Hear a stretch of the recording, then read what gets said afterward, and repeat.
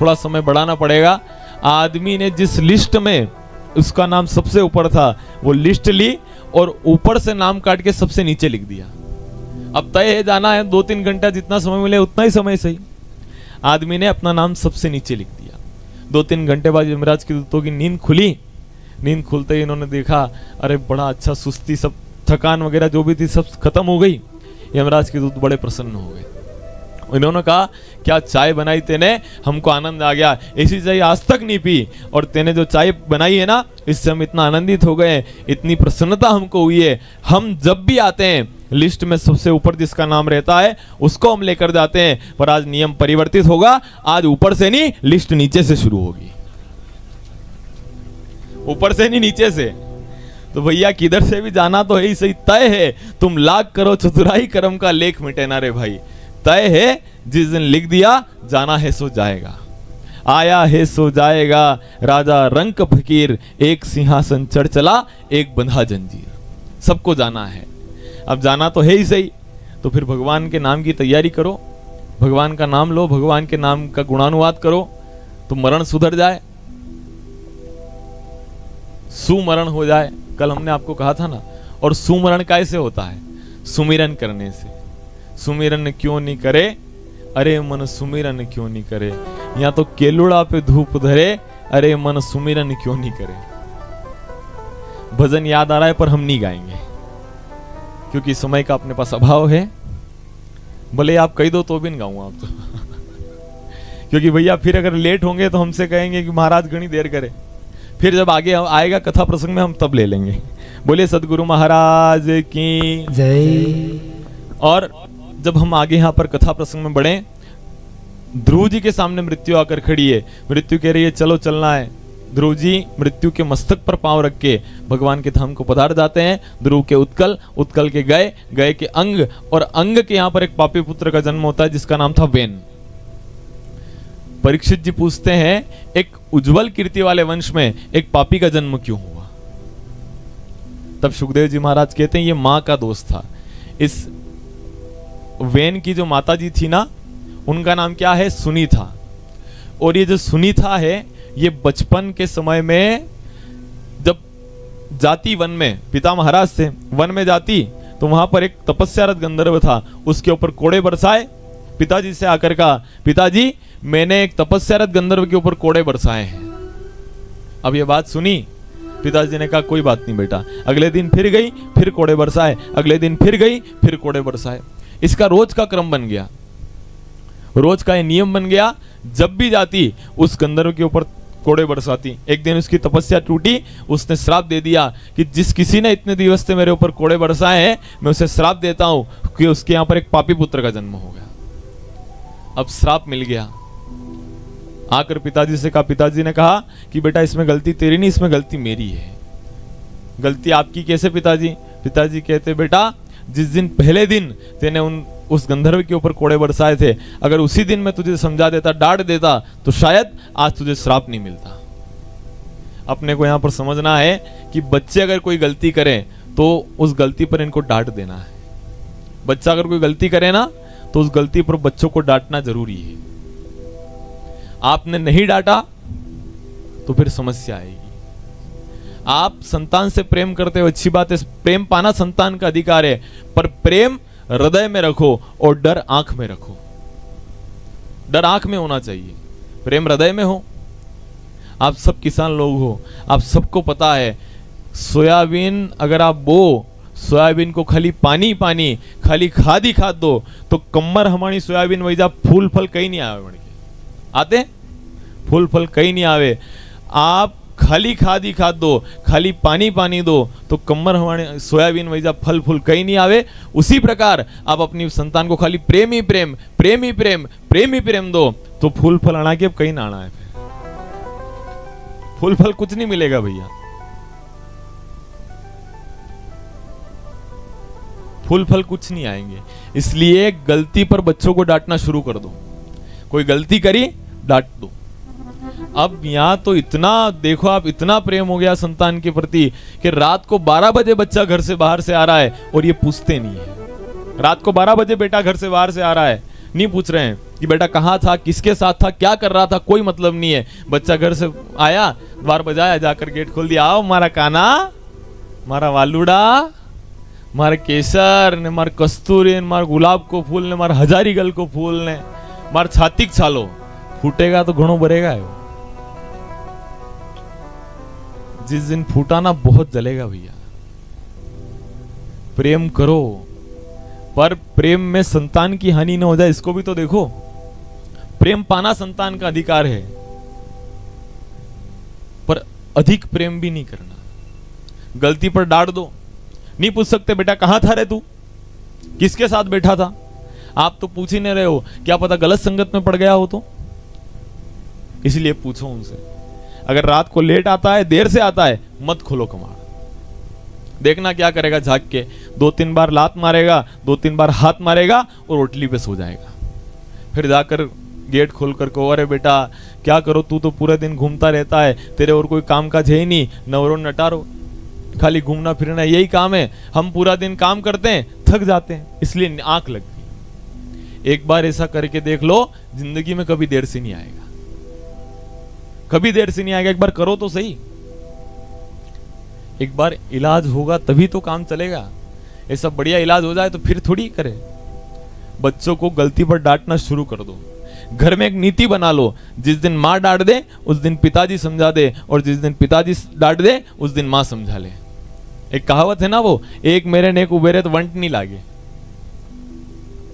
भैया एक ऐसी नीति बनाओ घर में, जिस दिन माँ डांटे पिताजी समझाए, पिताजी डांट दे माँ समझा ले। अगर आपने खाली संतान को प्रेम ही प्रेम दिया तो भी काम नहीं चले, और अगर आपने खाली संतान को डांटा तो भी काम नहीं चलेगा। क्योंकि खाली डांटते ही रहो, डांटते ही रहो, डांटते ही रहो तो बच्चे ढीठ हो जाते हैं।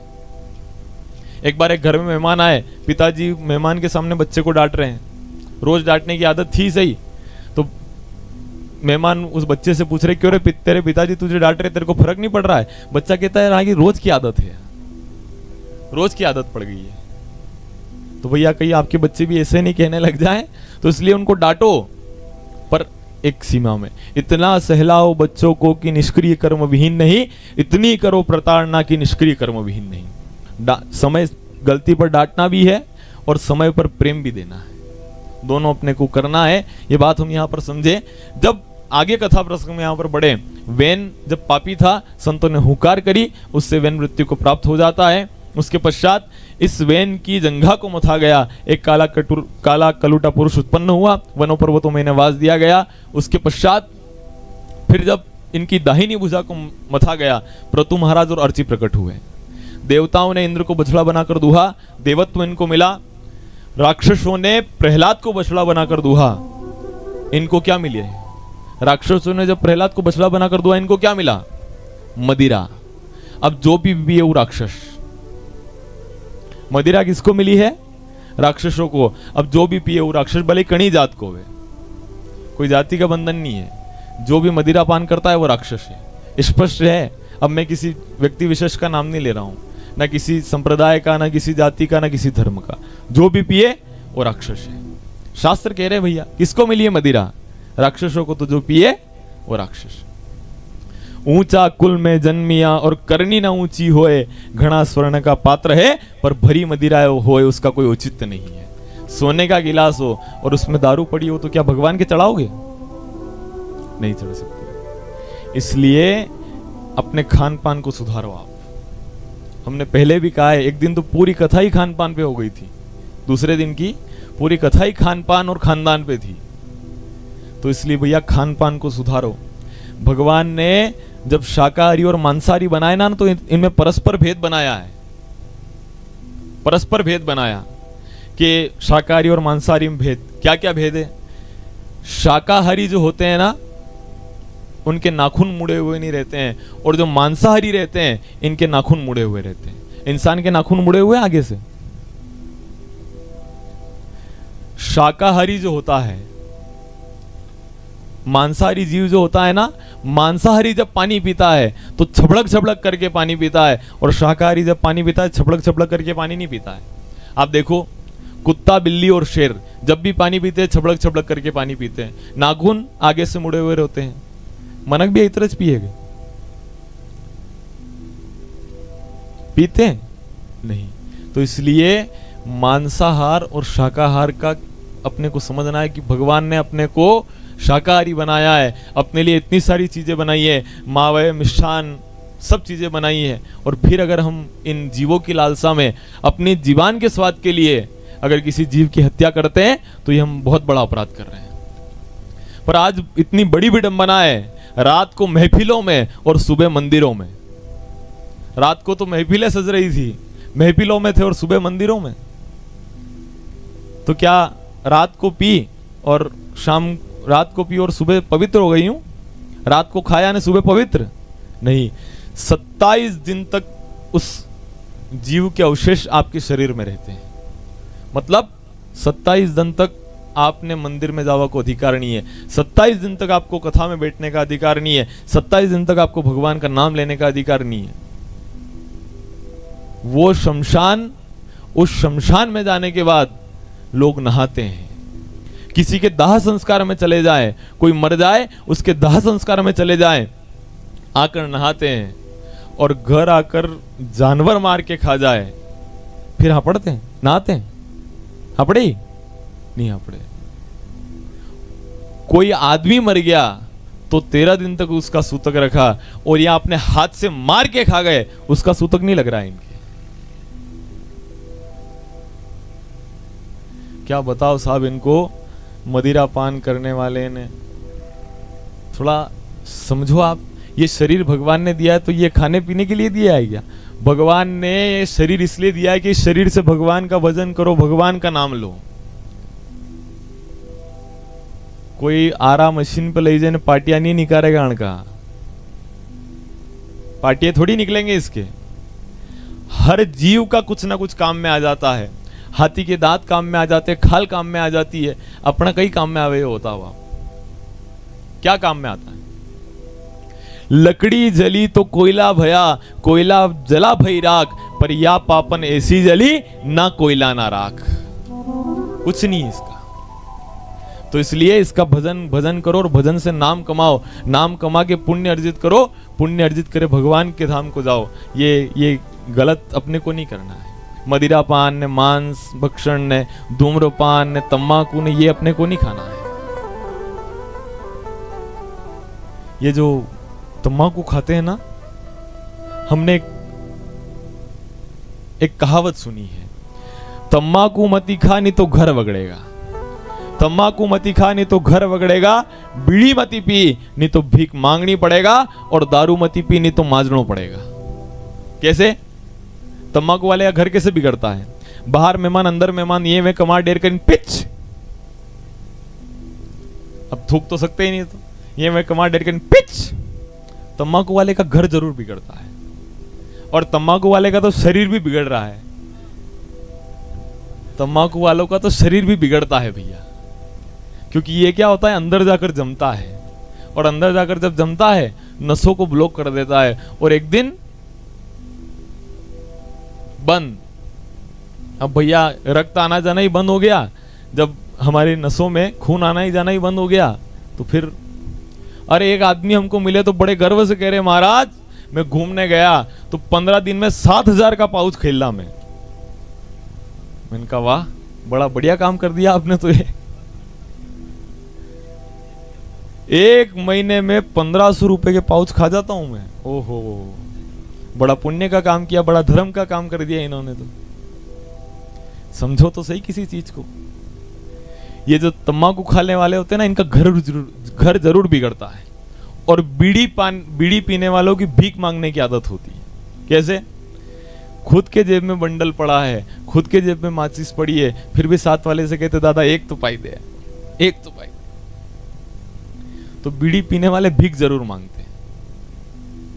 और बीड़ी पीने वालों की तो क्या बताओ साहब। एक बार एक बीड़ी पीने वाला आदमी बस से यात्रा कर रहा था, बाहर मुंह निकाला, पास से गाड़ी निकली, कान कटा और नीचे गिर गया। कान कट के नीचे गिरा, पीछे से गाड़ी से आदमी आ रहा था, कान उठा के लाकर इनको देता है, भाई साहब ये आपका कान। ये आदमी कहता यो कान मारो को नहीं, मारवारा पे तो बीड़ी टंगी रही थी। तो ये कोई बीड़ी टांगने की स्टैंड है क्या? है बीड़ी टांगवा दी तो भगवान है? नहीं, भगवान ने कहा कि भैया उम्र के साथ आंखें कमजोर होंगी तो चश्मा लगाएगा तो चश्मा कहां टिकेगा, इसलिए दिया। कोरोना आएगा तो मास्क कहां टिकाएगा, इसलिए दिया। काम करो, पेन रखने की जगह नहीं मिले तो यहां टांगी लो, वो हम जा पर बीड़ी,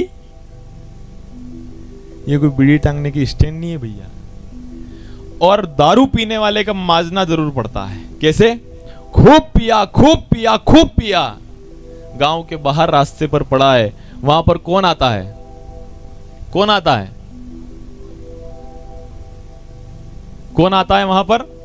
कि 3 पाँव धरनी धरे, 3 पाँव धरणी धरे, 1 पाँव आकाश, 1 पाँव आकाश, बिन बादल वर्षा करे, बिन बादल वर्षा करे, तुम सब करो विचार, तुम सब करो विचार। बोलिए सदगुरु महाराज की जय। समझ आ गया आपको? आइए समझ, ये बैठो हो। बोलिए सदगुरु महाराज की जय। 3 पाँव धरनी धरे, 1 पाँव आकाश, बिन बादल वर्षा करे, तुम सब करो विचार। ये अच्छी आदत थोड़ी है क्या? इतना पी के पड़े हैं ना। ये जो पीने वाले लोग रहते हैं ना, इनकी तो जीबान तक नहीं चाहती कि मदिरा पान करें। इनकी जीबान तक नहीं चाहे, इनको कोई आदमी नहीं चाहता है। चाहता है? इनको समाज वाले नहीं चाहे, इनको परिवार वाले नहीं चाहे, इनको रिश्तेदार नहीं चाहे। हेदन कंकुपत्री नागे मलेज कोनी नावेज कोनी परो पाप कटियो। इनकी जीबान तक नहीं चाहती कि मदिरा पान करे, इसलिए सेव और भूंगड़े का स्वाद देकर मदिरा पान करते। खावे कई न उतारे कई, सेव और भूंगड़ा खाकर बिल्कुल समय रहते जाग जाओ। ये मदिरा पान, धूम्रपान, ये अपने इसमें नहीं है। अपने इसमें तो बिल्कुल स्वच्छ, सात्विक, इस भाव के साथ रहने का शास्त्रों में निर्देश है। पर आजकल इतना बिगाड़ा हो गया है कि बिना इनके तो काम ही नहीं चल रहा है। कोई कह रहा है कि हमारे यहां तो बिना इसके शादी नहीं हो, सगाई नहीं हो। शादियों में तक ये काम कर रहे हैं, शादियों में भी कर रहे हैं। बेटी का विवाह किया, खुद ने तो कन्यावर करियो ने 50 किलो चंबल में थी। ये किसके नाम में लिखवा रहा है? ये बेटी के नाम पे चढ़ रहा है। ये बेटी के नाम पे चढ़ रहा है। आपने उस बेटी के लिए सब आयोजन किया था, बेटी के लिए मेहमानों को बुलाया था, बेटी के लिए भोजन रखा था, बेटी के लिए सारी व्यवस्था थी, तो उसका पुण्य बेटी को मिल रहा है। और वहां पर अगर आपने ये लाकर ये काम किया, चम्मल से लाए ने 2 टेटा ही मारिया, तो फिर वो भी बेटी के नाम में चढ़ रहा है। खुद तो कन्यावर करे और दूसरे को खिलाए, ये कहां से पुण्य आपको मिल रहा है? समय रहते जागो। ये इंसान का स्वभाव नहीं है। इंसान का स्वभाव है शुद्ध सात्विक भोजन करना। भैया अच्छा सा भोजन करो। भगवान ने इतनी सारी चीजें बनाई है, क्या क्या देखो ना आप, क्या क्या बनाया है हमारे लिए। दूध है, दही है, माखन है, मिश्री है, पकवान है, जलेबी है, आलू बड़े हैं, क्या क्या बनाए देखो आप। नहीं है? अगर खाना है तो वो खाओ। है पीढ़ी पीढ़ी पीढ़ी, अरे खाना है तो ये खाओ। तम्बाकू खा रहे हैं, पाउच खा रहे हैं, अरे क्यों इस धरती के आंचल को गंदा कर रहे हो? कितना दोष आपको लग रहा है? आप थूक ही रहे हो, हर बार थूके जा रहे हो, थूके जा रहे हो। क्यों इस धरती के आंचल को गंदा कर रहे हो? ये जो तम्बाकू खाने वाले लोग रहते हैं ना, अगर कोई खाते हो तो समय रहते सचेत हो जाना, ये अंदर जाकर जमती है। ये जो तम्बाकू खाने वाले, बीड़ी पीने वाले, दारू पीने वाले जो लोग हैं ना, इनका कोई नहीं है, इनको किसी की फिक्र ही नहीं है। बहुत बेपरवाह आदमी है, हमारी नजर में तो बहुत बेपरवाह है। इतना बेपरवाह आदमी है जिसको अपनी औलाद की फिक्र नहीं है, जिसको अपने पत्नी की फिक्र नहीं है, अपने माँ बाप की फिक्र नहीं है। क्योंकि इतना खाता है, इतना पीता है कि अंदर जाकर जम जाता है, एक दिन मर जाता है। ये तो मरा सो मरा, पीछे वालों का क्या हुआ? थोड़ा तो विचार करो। विचार करने का कोई है ही नहीं। एक आदमी हमसे मिला, कह रहा था कि महाराज दारू पीने वाला आदमी कभी बूढ़ा नहीं होता है। हमने पूछा क्यों? कि जवानी में मर जाओ। बूढ़ा होता ही नहीं, जवानी में ही खत्म हो जाता है। इसलिए समय रहते जाग जाओ। अपना कुछ काम में नहीं आएगा, अपना खाली भजन काम में आ रहा है, जो नाम ले रहे हो यही काम में आएगा और कुछ काम में नहीं आएगा। पशुओं के तो बहुत सारी चीजें काम में आ जाए, हाथ दांत कुछ भी काम में आ जाए, अपना कुछ काम में नहीं आएगा। पशु जीते जी सेवा कमाए, बाद मरने के भी काम आए। पशु जीते जी सेवा कमाए, बाद मरने के भी काम आए। जिसने जीते जी सेवा नहीं की, जिसने जीते जी सेवा नहीं की, नर्तन पाने के काबिल नहीं है, नर्तन पाने के काबिल नहीं है। तेरा हर श्वास हीरा और मोती, तेरा हर सांस हीरा और मोती, ये लुटाने के काबिल नहीं है। तेरा हर श्वास हीरा और मोती, ये लुटाने के काबिल नहीं है। बोलिए सदगुरु महाराज की, सांवरिया सेठ की जय।